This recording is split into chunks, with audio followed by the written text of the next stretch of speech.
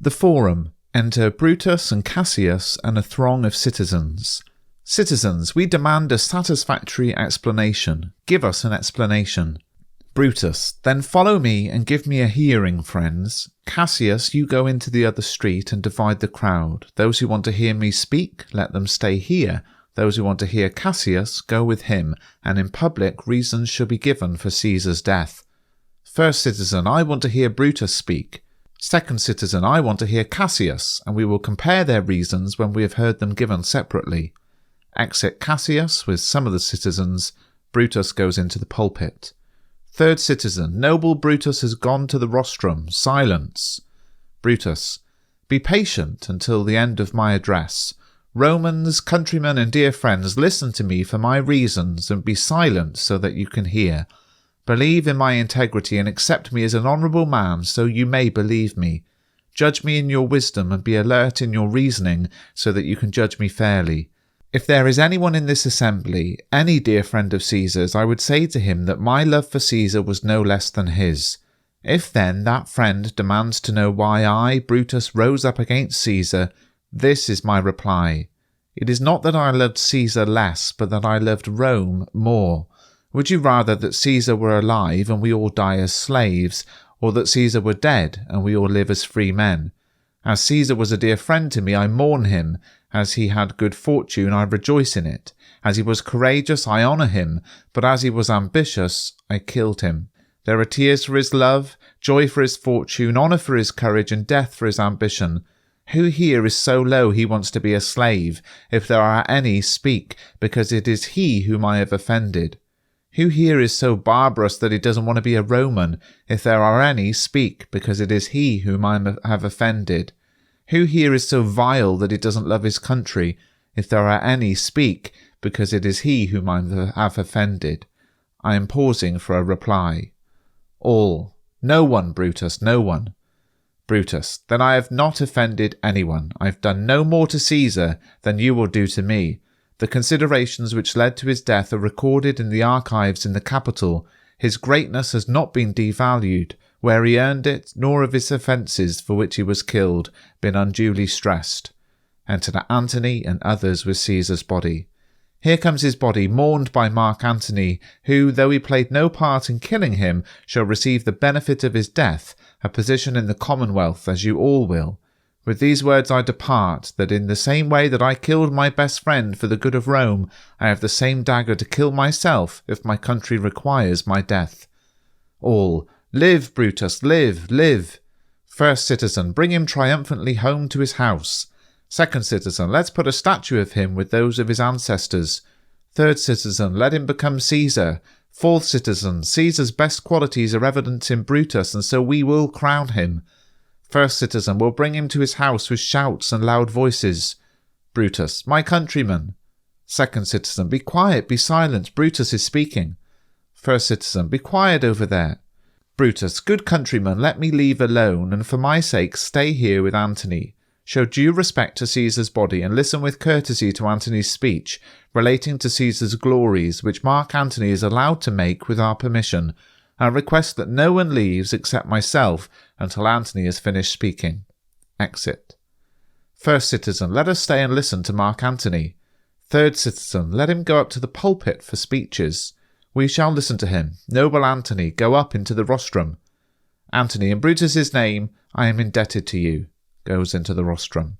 Fourth citizen, what is he saying about Brutus? Third citizen, he's saying that for Brutus's sake he finds himself indebted to us all. Fourth citizen, he'd better not say anything bad about Brutus here.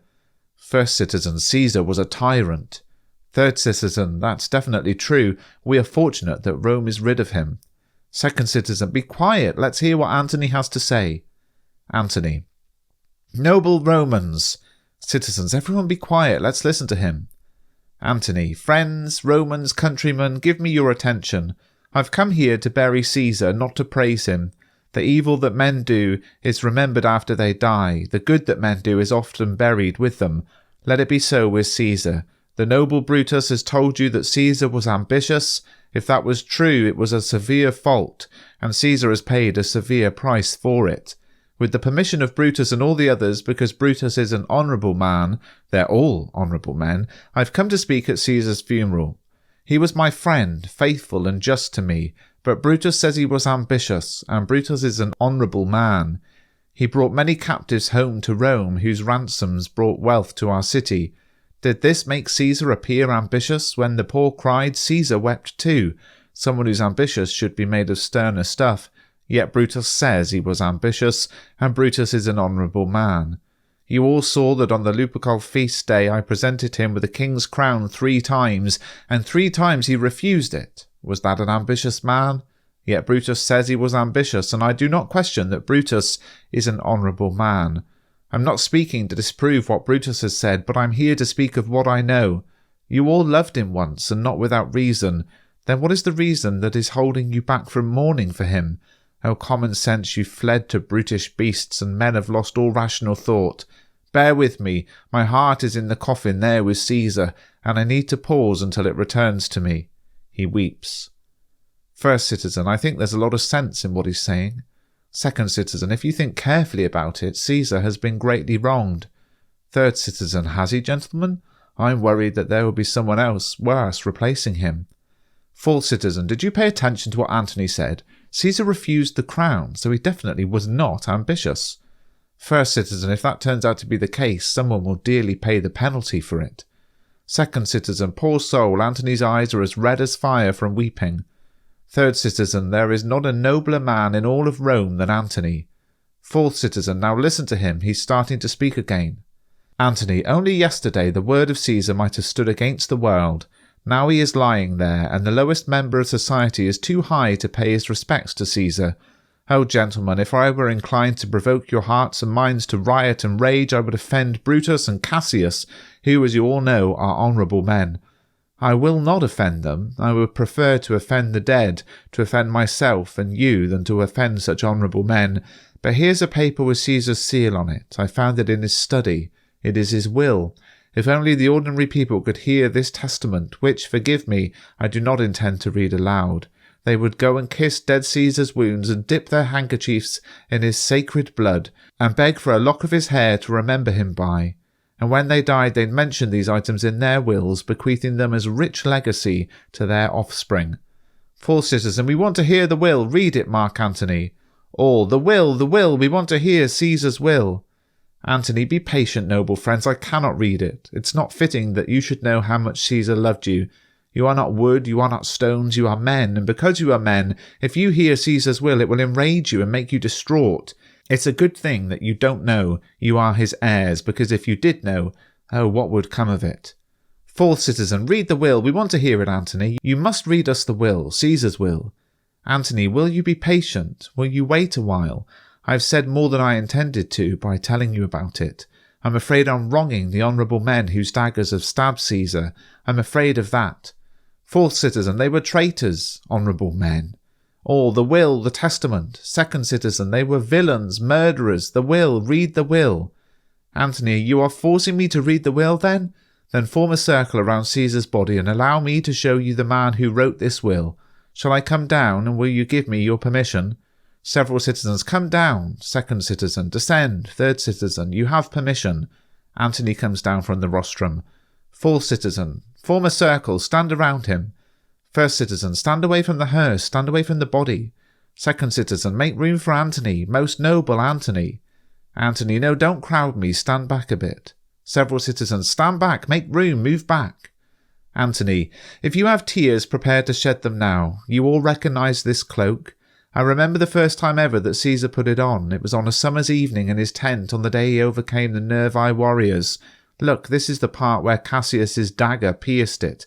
See what a tear the spiteful Casca made. Through this part the dearly loved Brutus stabbed, and as he pulled out his cursed dagger, see how Caesar's blood followed it, as if rushing out of a door to learn for certain whether it was Brutus who so cruelly knocked or not.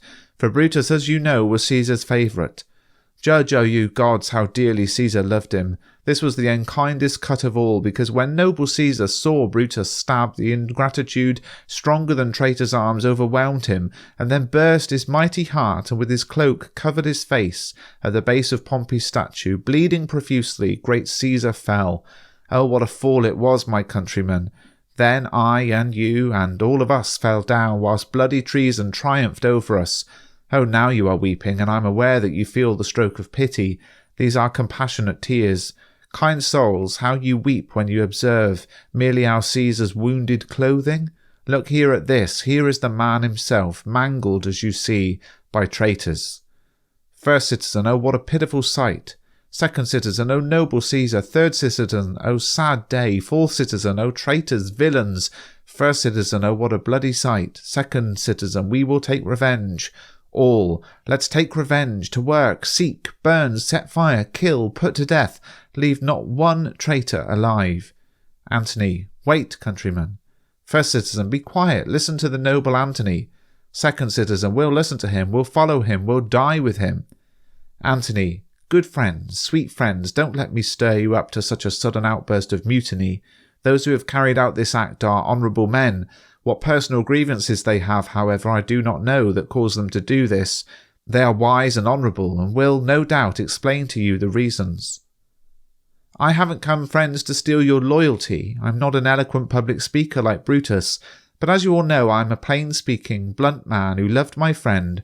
I am fully aware of this fact of the men who gave me permission to speak publicly about him, for I have neither intellectual brilliance, nor fluency, nor weight of authority, gesture and bearing, nor delivery, nor the power of speech to stir men to action.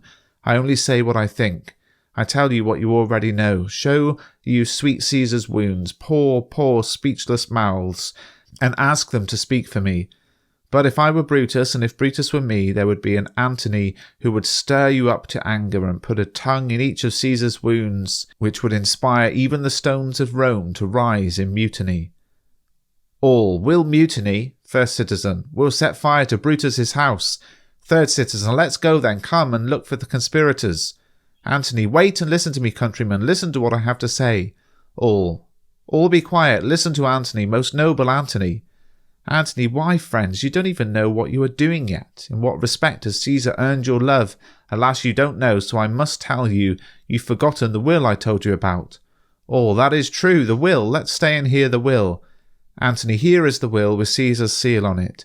To every Roman citizen he gives to every individual man 75 drachmas. Second citizen, most noble Caesar, we shall avenge his death. Third citizen, O royal Caesar. Antony, listen patiently to me. All, everyone be quiet. Antony, furthermore, he's left you all his walkways, his private lawns and newly planted orchards on this side of the river Tiber. He's left them to you and to your heirs forever. Public parks where you can go for a relaxing stroll. This was Caesar. When will there be another like him? First citizen, never, never. Come on, let's go. We'll burn his body in the holy place, and with the firebrands we'll set fire to the traitors' houses. Take up his body. Second citizen, let's go and start a fire. Third citizen, tear loose the benches. Fourth citizen, tear loose window sills, shutters, anything. Exit citizens with the body. Antony, now let it work. Trouble, you are about to begin. Take whatever course you choose. Enter a servant. What news, man? Servant, Sir, Octavius has already arrived in Rome. Antony, where is he? Servant, he and Lepidus are at Caesar's house. Antony, and I will go there at once to visit him. He's come exactly as I desired. Fortune is favouring us, and in this mood will give us anything we want. Servant, I heard Octavius say that Brutus and Cassius have ridden like madmen through the gates of Rome. Antony, probably they had some information about the people and how I stirred them up. Take me to Octavius. Exit.